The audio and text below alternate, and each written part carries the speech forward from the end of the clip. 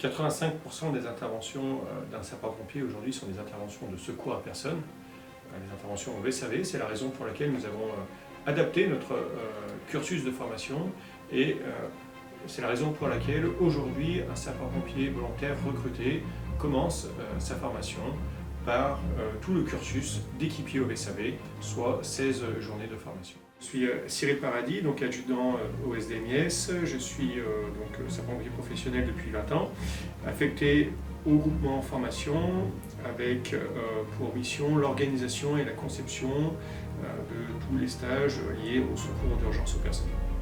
La formation des sapeurs-pompiers volontaires, et particulièrement sur la partie secours d'urgence aux personnes, c'est une formation assez conséquente qui dure 16 journées de formation.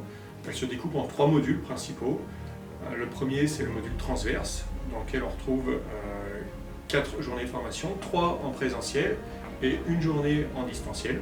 La première journée, on dégrossit un petit peu ce que c'est qu'être sapeur-pompier, avec une présentation des grades, avec, on essaie d'expliquer un petit peu aux nouveaux apprenants ce qui les attend. Les 2 jours suivants sont le J2, la deuxième journée, l'équivalent du PSC1, c'est-à-dire être sauveteur isolé, savoir secourir une personne sans matériel et seul. Et la 3e journée, on commence à amener du matériel aux stagiaires, ils commencent à travailler en équipe, par binôme, et l'objectif est qu'ils soient capables de partir en prompt secours si on vient les chercher à la caserne. Derrière, on se divisera donc en sous-groupes.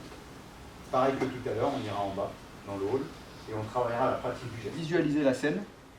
Vous voyez qu'il y a une victime qui est inanimée au sol, il n'y a pas de danger autour, il n'y a pas de risque particulier. La première chose que vous devez faire, c'est quoi? Je vérifie son état de conscience, je mets mes mains dans ses mains, comme d'habitude, ça ne change pas. Madame, vous m'entendez? Si vous m'entendez, serrez-moi les mains, ouvrez les yeux. Pas de réaction de sa part, elle est donc inconsciente. Les stagiaires font des travaux de sous-groupe et produisent eux-mêmes et deviennent acteurs de leur formation.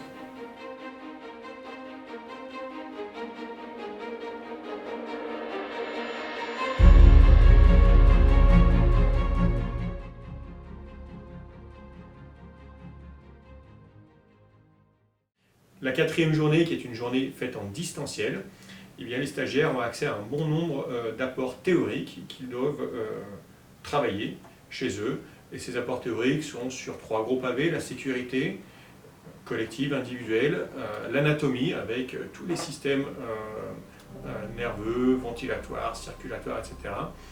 Et puis la partie bilan ABCDE, bilan primaire.